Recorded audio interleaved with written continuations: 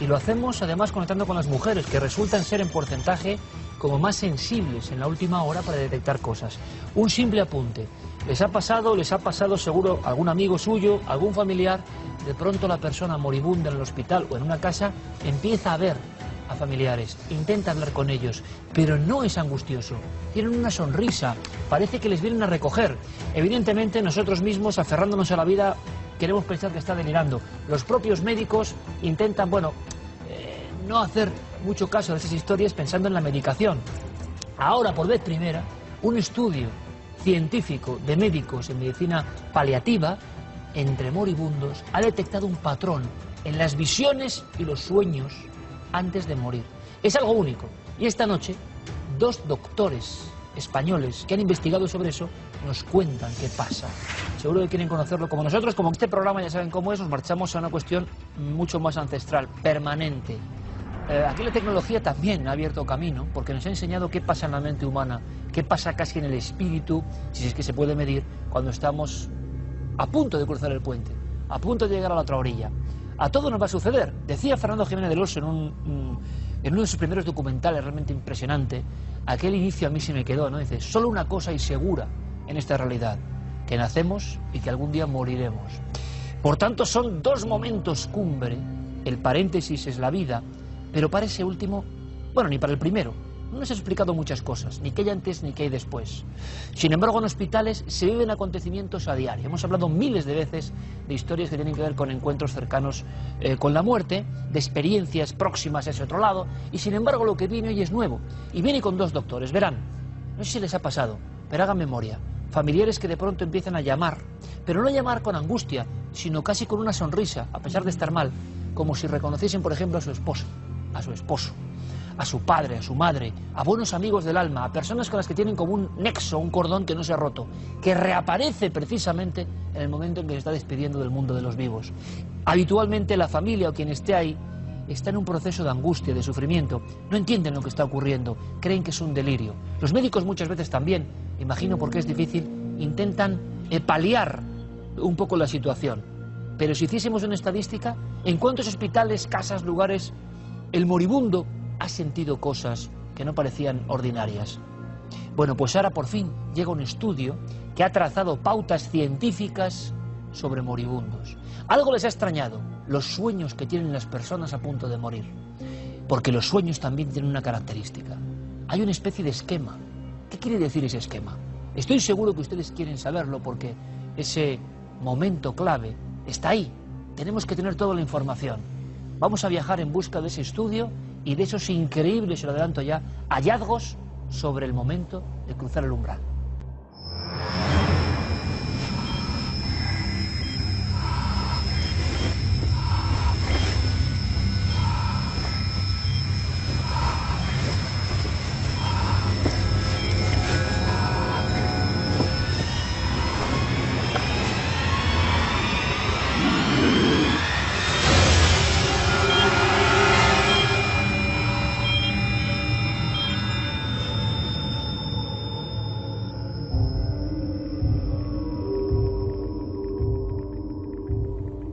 Nuestra compañera Clara Tahoces trae todos los datos sobre este estudio interesante, no sé si revolucionario, pero desde luego poco usual.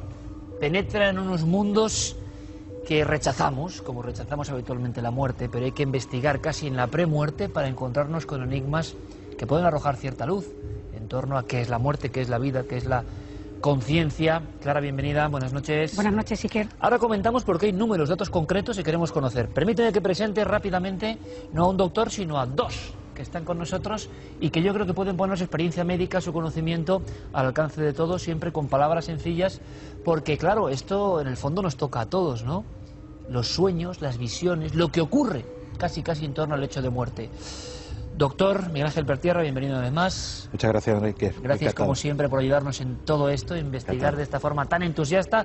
Y hoy conocemos a una nueva amiga, la doctora Lola Aparicio. Bienvenida, buenas noches. Buenas noches. Gracias por estar con nosotros. Muchas gracias a vosotros. Y por intentar arrojar, como siempre decimos, un poco de luz para todos. Para mí el primero, porque este asunto, no sé por qué, doctores, luego lo haremos, en el fondo tiene esa oscuridad de lo que rodea la muerte, de que la cultura occidental sobre todo no quiere ni verla, ¿no? Parece que ya ni existe, ¿no? Cada vez más jóvenes cada vez todo en contra del proceso natural, y claro, el proceso natural se ha convertido en una incógnita que sabemos menos de eso que los antiguos, yo creo, ¿no? Pero ahora lo comentamos.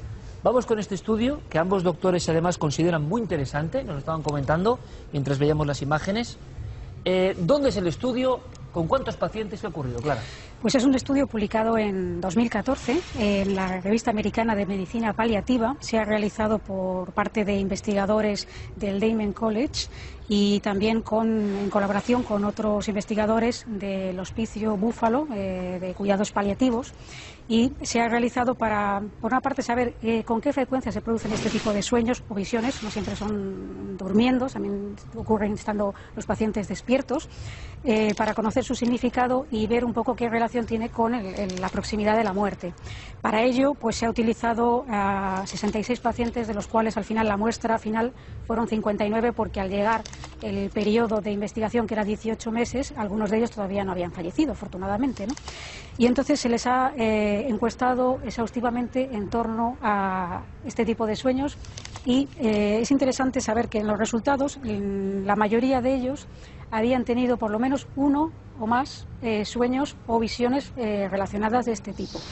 Pero es que además la mitad, la mayoría era cuando estaban durmiendo, pero también había gente que estaba despierta y podía... En vigilia, es decir, visiones, alucinaciones, ensoñaciones, lo que sea, apariciones, no lo sé. Casi la mitad. Casi la mitad. Casi la mitad. Y siempre en un espacio próximo, pues en una enfermedad terminal, sí, en una situación... Siempre en pacientes con enfermedades terminales que ya sabían que estaban desahuciados y que tarde o temprano iban a morir.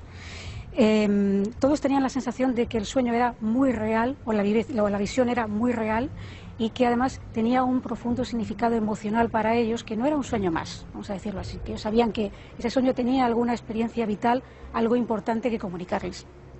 Entonces, estos sueños, otra de los resultados es que les proporcionaban confort y bienestar en vez de angustia y malestar, ¿no? Qué importante es eso, habría que remarcarlo, Clara? Sí. Porque en una situación que nos produce angustia, solo comentarlo, sueños de los moribundos, si no ve el titular, y resulta que para ellos, o para un gran porcentaje, se produce confort, paz, bienestar. Sí, y además es curioso porque si bien también eran visiones o sueños con familiares o amigos que estaban vivos, muchos de ellos, la mayoría, empezaban a ser sueños con familiares o amigos que ya habían fallecido. Pero lo curioso, Iker, es que a medida que se iban acercando más al estado final, es decir, cuando ya estaban más cerca de la muerte, los sueños con seres fallecidos aumentaban, y en vez de producirles una sensación de desagrado o en fin, ¿por qué estoy soñando esto con gente que ya está muerta?, les proporcionaba una especie de bienestar y una paz que para ellos era muy importante. Qué curioso, hombre, ya solo esta conclusión de este estudio, estoy seguro que está proporcionando a muchas personas que están ahora mismo y viéndonos en el trance en cuantos hospitales de España y otros países se sigue este programa, ¿no? Y como siempre lo digo, y no porque haya aquí dos médicos, porque siempre lo repito, lo más parecido a los ángeles sobre la tierra, pues son los médicos, ¿no? Están salvando vidas a diario y a veces no se reconoce como se tienen que reconocer.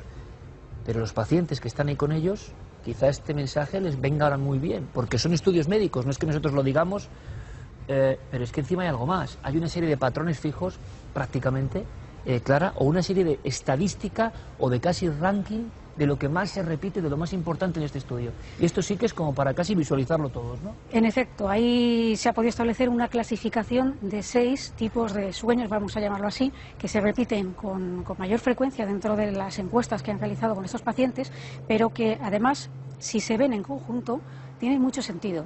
La primera categoría es presencias reconfortantes. En principio, personas, la mayoría, seres fallecidos, que se acercan y les reconfortan, o sea, les dan esa tranquilidad, bueno, pues a lo mejor recibes una noticia de que vas a morir y esa persona te está animando, consolando, haciendo que tomes conciencia de ese estado nuevo que se presenta.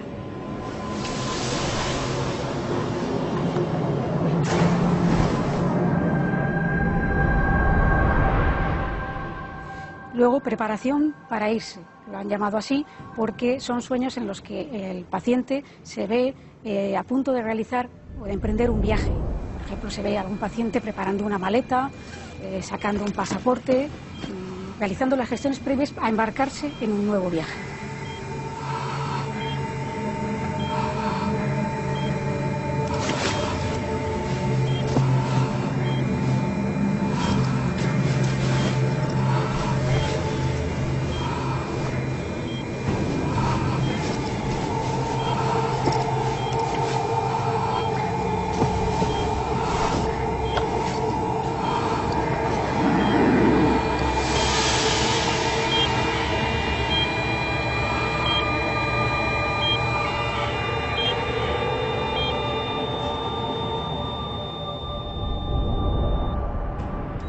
Luego está la visión y la interacción con seres fallecidos, con muertos, personas que ya sabemos que han muerto y que aparecen con más frecuencia cuando antes no tenían esta clase de sueños. Personas pues ya ha perdido a su marido, de repente su marido 10 años después aparece ahí y interactúa. Y esta interacción les produce bienestar.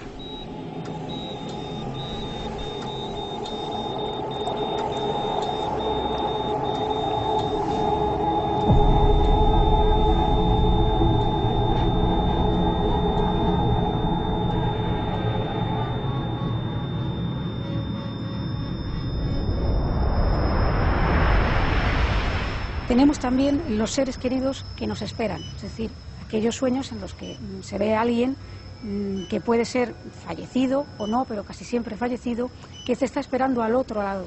Hay el ejemplo de una mujer que está al pie de una escalera y abajo, en el sueño, está su marido que ya había fallecido esperándola y indicándole que le está esperando cuando llegue ahí abajo, él estará ahí para acompañarla.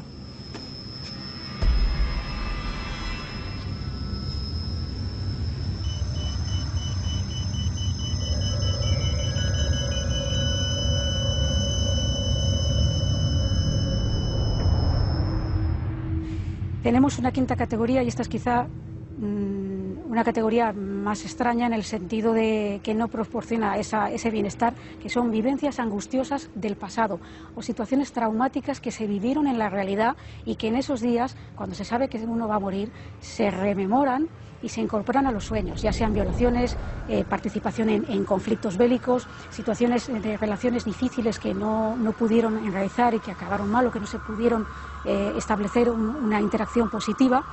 Y luego tenemos, por último, los asuntos pendientes. Son esa categoría, entra también un poco la angustia de personas que sueñan con cosas que no pueden llegar a concluir o que creen que no van a llegar a concluir. Había casos, por ejemplo, de mujeres muy jóvenes que estaban desahuciadas, que tenían hijos muy pequeños y que tenían miedo en los sueños a no poder acompañarles ni estar presentes en momentos clave de su vida o cuando tuvieran un problema, no poder estar allí para ayudarles. Y estas son básicamente las 6 categorías. 6 casi arquetipos que se repiten en esta historia, Clara, pero has comentado que, por cierto, hablando de sueños, déjame que muestre a cámara, bueno, una obra que es un superclásico, pero que además será en un sello también clásico de estos temas, ¿eh? Tu diccionario de interpretación de sueños, Clara, pues como siempre mucho éxito, porque tus éxitos también son nuestros y nos sentimos muy orgullosos. Muchas gracias, Iker. Gracias. Hablamos de sueños y con este tema que, claro, en cuanto Clara lo detectó, dijo, aquí hay un tema, aquí hay una historia, aquí hay un abanico de cosas que desde luego parecen hasta novedosas. Nunca yo había escuchado esta relación. Pero ojo, sueños que en cierto momento son tan lúcidos o vívidos o como se tenga que decir, que parece que también se producen en la vigilia. Es decir, que el hombre o la mujer no está dormida. Está ocurriendo algo a su alrededor. Sí, está ocurriendo algo. Esa persona se puede encontrar en la cama del hospital y de repente aparece un familiar que está muerto, que sabe, esa persona positivamente que ha muerto hace años y que le habla. Y curiosamente, Iker, este tipo de sueños y visiones que se producen en el final de la vida son muy conocidos por las personas que se dedican a los cuidados paliativos, pero nunca se había establecido, digamos, un patrón desde el punto de vista del paciente, respetando esa vivencia, y muchas veces lo que ocurre es que cuando intentan comentar estas experiencias con algunos doctores, les dicen que eso es producto de la medicación y eso encima les genera mayor angustia, según ha arrojado este estudio, que la posibilidad de hablar de ello les tranquiliza, porque es como ir asumiendo un proceso que se acerca, que es inexorable y que en lugar de decir, oiga, eso no existe, cállese usted, lo que le está es escuchando y reconfortando y preparando para ese final. Bueno, es buenísimo esto, gran informe, Clara. Ahora compartimos la información con los doctores. ¿Por qué? Porque muchos de los elementos que tú tocas ahí parece que tienen también que ver mucho con la historia eterna que ha sido del hombre, el hombre consciente o el hombre antiguo, preparándose para el viaje, ¿no? Y como decíamos antes, esa desconexión hoy en día es brutal. Por eso a veces los propios médicos, yo creo que con buena fe, pero no queriendo quizá meterse en ese ámbito, le censuran al propio paciente. Eso no tiene importancia. Y quizá, yo no sé qué opináis, es importante para este proceso que el doctor le diga, bueno, es que esto es natural, no pasa nada, ¿no? Vuestra primera valoración de lo que ha contado Clara. Realmente lo que cuenta Clara es interesantísimo. El saber morir, el saber aprender a morir, yo creo que es interesante porque es algo que nos va a ocurrir a todos y a cada uno de nosotros. El estudio que ha presentado me parece interesantísimo porque es la plasmación cuantitativa de una realidad que conocemos los médicos y conocemos todo el personal que hay en un hospital. Realmente también yo añadiría quizá también una categoría que aquí no han contado, la premonición, que ellos en un momento determinado pueden conocer el momento de su fallecimiento, el momento cercano a su fallecimiento y sueñan con ese momento. Lo que sí es verdad es que reconfortan, como dicen las conclusiones del artículo, es algo muy positivo para estas personas. Es verdad que muchas veces el médico tiene que achacar a los componentes medicamentosos pues esos sueños o esas posibles, entre comillas, alucinaciones, aunque hay veces que no pueden tener respuesta o no podemos tener respuesta para esos elementos. Como estudio yo creo que es pionero, aunque ya digo que de una realidad que ya conocíamos. Claro, da la impresión, Lola, sí, que a los médicos esto ya os sonaba mucho, aunque sin embargo la herramienta es interesante porque es como la punta de un iceberg, ¿no? Dice, bueno, otros compañeros están tocando este ámbito y resulta que lo que nosotros, quizá por experiencia personal, ya sabíamos, se corrobora, ¿no? Se corrobora, sí. El estudio es muy interesante. Ya previamente algunos psiquiatras, Kübler-Ross, por ejemplo, se habían interesado en el tema, pero tú fíjate que en la medicina, por ejemplo, el hablar de la muerte, el que se muera un paciente es como un fracaso para el médico, con lo cual eso se obvia. El hablar de la muerte con los familiares, sobre todo los más allegados, que le causa un gran dolor, también se evita el tratar de la muerte, ¿no? Pero lo que estamos obviando es lo que siempre se ha llamado el tránsito. Hacer un buen tránsito entre este plano y el siguiente, y lo que el paciente está haciendo con lo que nos ha comentado Clara son las fases del tránsito, y si el médico le dice eso es una alucinación, y si la familia le dice... Está rompiendo un poco la naturalidad del tránsito. Está cortando el ciclo natural del tránsito, y lo mismo que al paciente le tranquiliza esa visión o esa presencia, el saber que eso es parte del tránsito, comunicárselo a los familiares. Los familiares pueden participar de ese momento del tránsito y es tranquilizador tanto para el paciente como para las personas allegadas que están viviendo uno de los momentos más importantes en la vida de una persona, que es poder morir en paz, en armonía y rodeado de tu familia. Una cosa muy interesante es cuando alguien te viene, una madre, es el explicarle que eso entra dentro de lo que es un tránsito, que efectivamente, pues a lo mejor a su hija, pues tampoco le queda mucho tiempo de estar entre nosotros, y que la familia puede disfrutar de esos últimos momentos, que recojan los sueños, las vivencias, a quienes están viendo, para que esa experiencia integre al paciente que se está muriendo con la familia.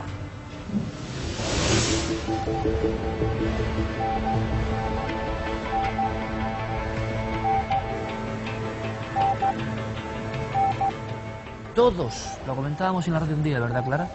Todos hemos sido testigos de personas que queremos y que en cierto momento, en ese umbral, han empezado a dirigirse a personas que sabíamos que ya eran difuntas, pero que fueron muy importantes en su vida, lazos de amor muy importantes habitualmente.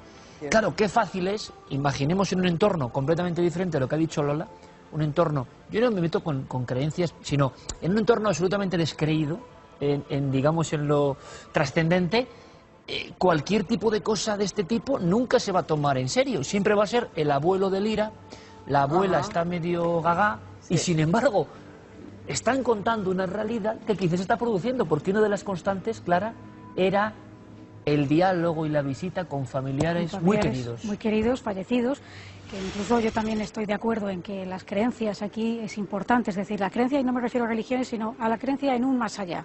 Esas personas que piensan en su fuero interno que hay algo más, sea lo que sea, del tipo que sea. Y las personas que, por el contrario, creen que no existe nada detrás. Estas vivencias, claro, se viven muy distinto. Muy distinto. Tiene que ser muy distinto. Esto no es políticamente correcto decirlo, pero existe. Imagino los doctores nos contarán también. No puede ser el tránsito, Lola, el mismo. ¿Cómo explicaríamos, como estás haciendo tan muy breve, en el sentido de que todos nos entiendan, repito siempre yo el primero, pero ¿qué es el tránsito, por tanto? ¿Qué está ocurriendo ahí? ¿Es una preparación para el buen morir? ¿Qué es? ¿Qué es el buen morir? Yo creo que el buen morir es pasar de un plano mental a otro plano mental con la mayor paz y armonía posible. Y para hacer eso uno tiene que estar informado, tiene que saber que esos planos mentales están ahí.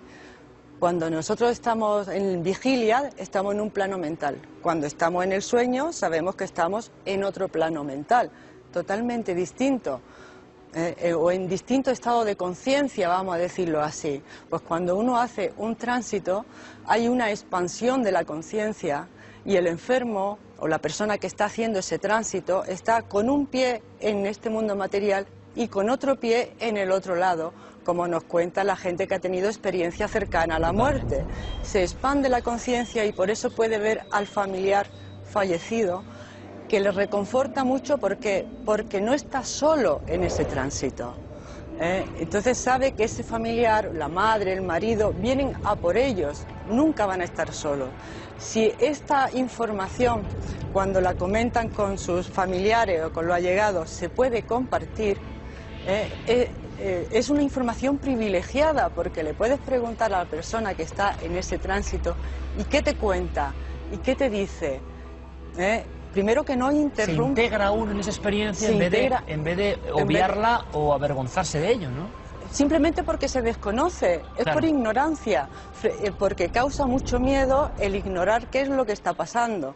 Eso por una parte, y por otra parte uno intuye que ese familiar, tu madre o tu padre, le queda muy poco tiempo de Claro, vida. se produce una angustia Y el general. dolor que te causa la pérdida hace que tú no quieras aceptar que eso está ocurriendo. Claro, doctor, por lo tanto, primero, estos casos que estamos hablando de personas que en el lecho de muerte, en el hospital, que tienen lucidez, estamos hablando de personas en un estudio que tienen lucidez, que no han perdido sus facultades mentales, porque también qué fácil es, ¿no?, acudir de inmediato a la explicación de haber perdido sus facultades Además mentales. es que en de el hecho, estudio se ha tomado a los pacientes, han tenido que dar su consentimiento con plena conciencia de lo que se estaba haciendo y además sin tener ningún tipo de Que uno de psicopatología. los motivos de exclusión del estudio era que no tuviese ninguna enfermedad Qué curioso, mental es conocida. importante remarcarlo. Es que Doctor, es importante, sí. porque hay una cosa que es esencial, yo creo. Lolo nos ha planteado un panorama que seguramente es el ideal, pero yo no creo que sea... O sea, que no estamos preparados todavía para eso, pero intuimos que eso, desde luego, es mucho más positivo, más natural, más en conexión con lo que de verdad somos, que andar, pues con lo que andamos, ¿no? Con ese aferrarse a la vida, a lo material, como sea, que también tendrá un instinto natural todo esto.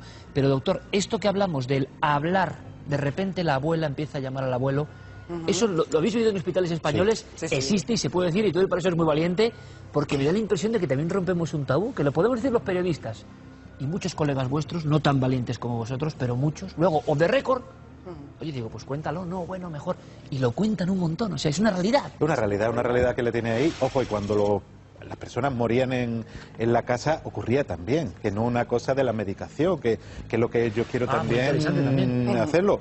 En cuantos familiares, a mí me ha pasado con mi abuela mismo, en un momento determinado llamaba a su madre y hablaba con su madre y ella no tomaba ninguna medicación.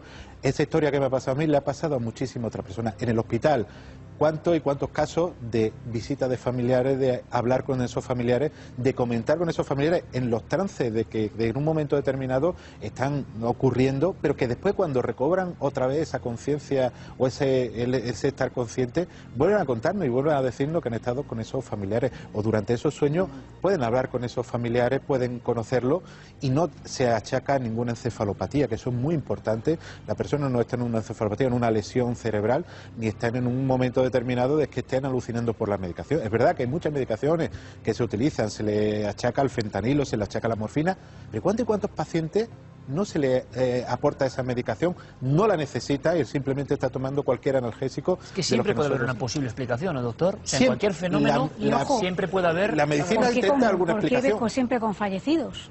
¿Por qué se alucina siempre con fallecidos? Siempre con fallecidos. Ojo, y personas que quiere uno, importantes Importante. para la persona. No son personas desconocidas. No son significativos para uno, tienen un significado para uno. Y hay una diferencia, unas características que lo diferencian de una alucinación. La alucinación deja a la persona confusa.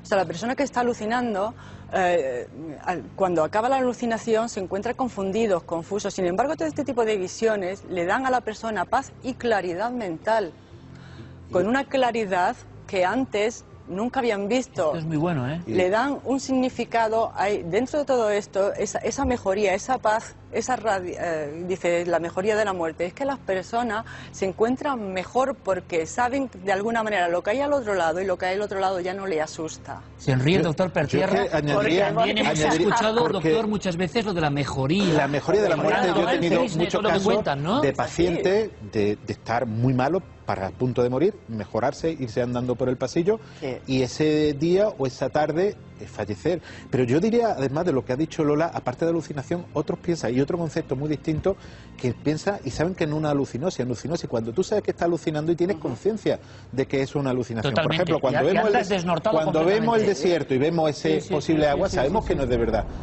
La persona cuando tiene esta situación sabe que no es una alucinación, es una realidad corpórea y trascendente, además. Para ello trascendente, ojo, importante lo que queda después, esa relajación, ese bienestar, esa satisfacción, ese saber que hay algo más y esa persona, ese confort que no lo logra ninguna religión, que no lo logra el médico, que no lo logra ni la familia, pero esa satisfacción y ese bienestar y ese, a veces, despedirse de uno, como hay casos que hemos podido vivir en primera persona, despedirse de uno, despedirse de la familia, despedirse incluso del médico que lo ha tratado, eso es importantísimo.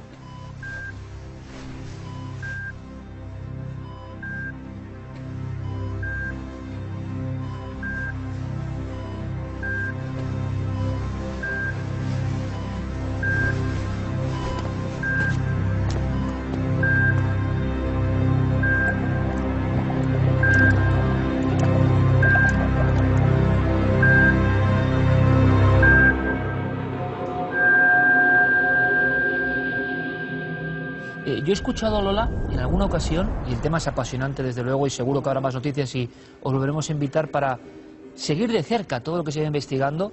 El doctor Gaona precisamente está en Nueva York y realmente ha sido uno de nuestros embajadores en todo esto y nos ha enseñado cosas que se ve que están ahí, que la ciencia se está aproximando. Pero yo he escuchado, ya para terminar, y luego te preguntaré algo que me inquieta también, doctor, que precisamente, yo no sé si esto es meterme en camisa de 11 varas, pero que en estos umbrales la angustia absolutamente natural de la familia, los llantos de la familia, no te vayas papá o no te vayas mamá. He escuchado a personas que han trabajado en esto decir que eso es como querer retener algo que no se debe retener. Y yo pienso que ese mensaje sería bonito darlo porque habrá personas que nos estén viendo en ese momento. Eso es así. Si tú ves que tu hija está a tu lado, que está llorando, que estás provocando ese dolor por la pérdida, pero tú sabes que te quieres ir, que te ha llegado tu hora, pero es que estás siendo retenida por el dolor de tu hija. ¿Cuántas veces, eso en los hospitales se sabe, cuántas veces están los hijos en la habitación con el padre o la madre se está muriendo, bajan los hijos a la cafetería a tomarse un café y el padre o el hombre aprovecha para morirse? Aprovecha para morirse porque claro, y eso a mí me haría pensar una cosa, en la experiencia cercana a la muerte uno pasa al otro umbral y en un momento determinado la persona decide volver a esta vida, dice no, voy a vivir y decide volver. ¿Estaremos siempre decidiendo cuándo vivimos y cuándo morimos? No solamente en esa experiencia cercana a la muerte, a lo mejor en el día a día también estamos decidiendo cuándo nos vamos y cuándo nos quedamos.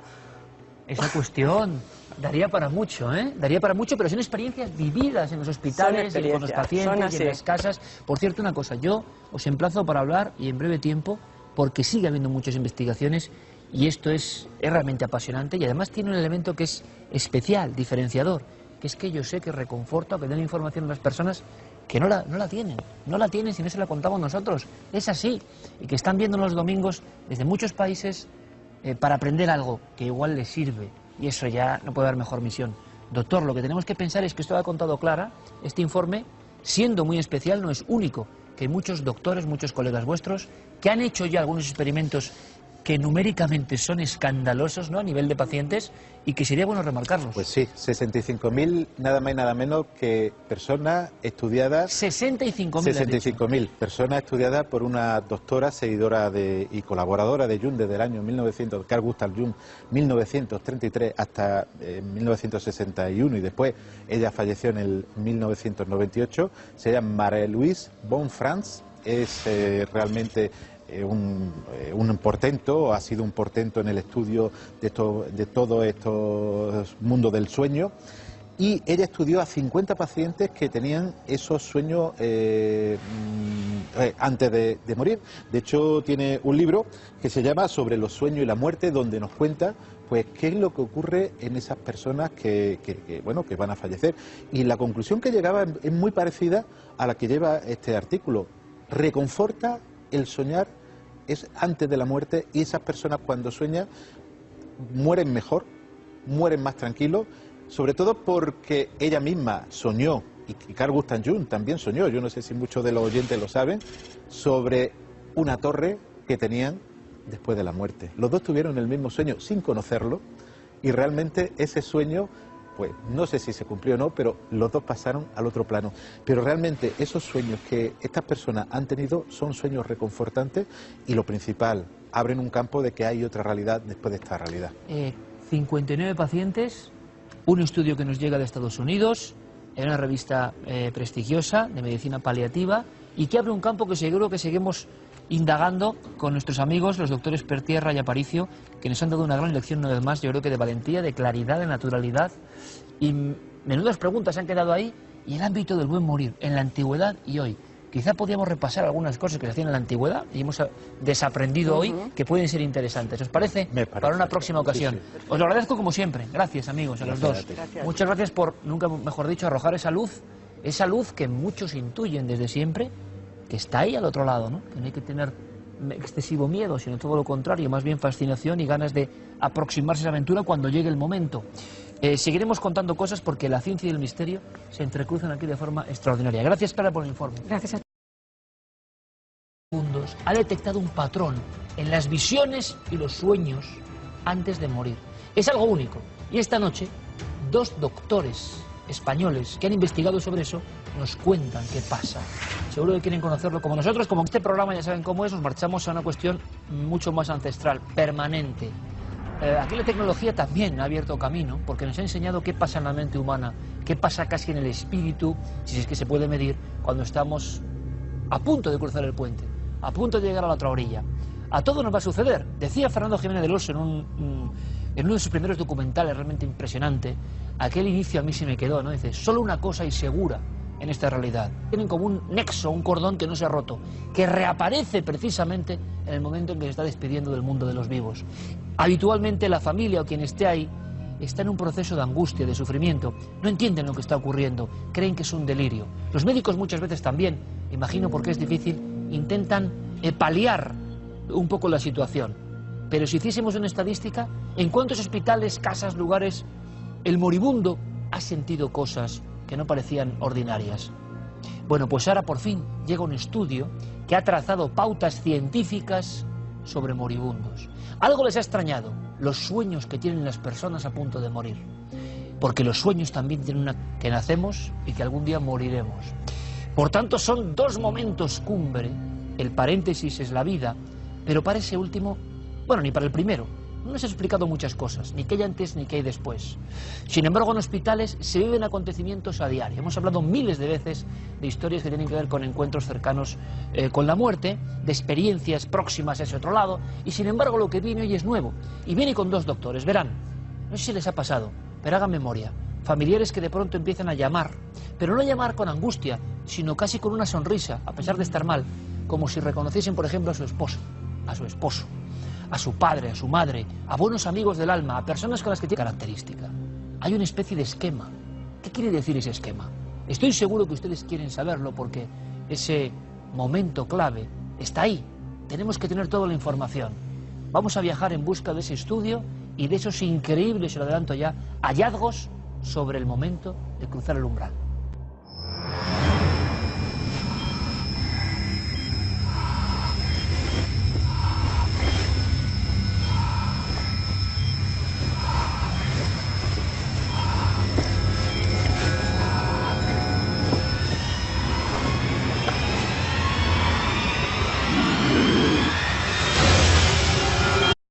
lo hacemos además conectando con las mujeres, que resultan ser en porcentaje como más sensibles en la última hora para detectar cosas. Un simple apunte. Les ha pasado seguro algún amigo suyo, algún familiar, de pronto la persona moribunda en el hospital o en una casa empieza a ver a familiares, intenta hablar con ellos, pero no es angustioso, tienen una sonrisa, parece que les vienen a recoger. Evidentemente nosotros mismos, aferrándonos a la vida, queremos pensar que está delirando. Los propios médicos intentan, no hacer mucho caso de esas historias pensando en la medicación. Ahora, por vez primera, un estudio científico de médicos en medicina paliativa entre moribundos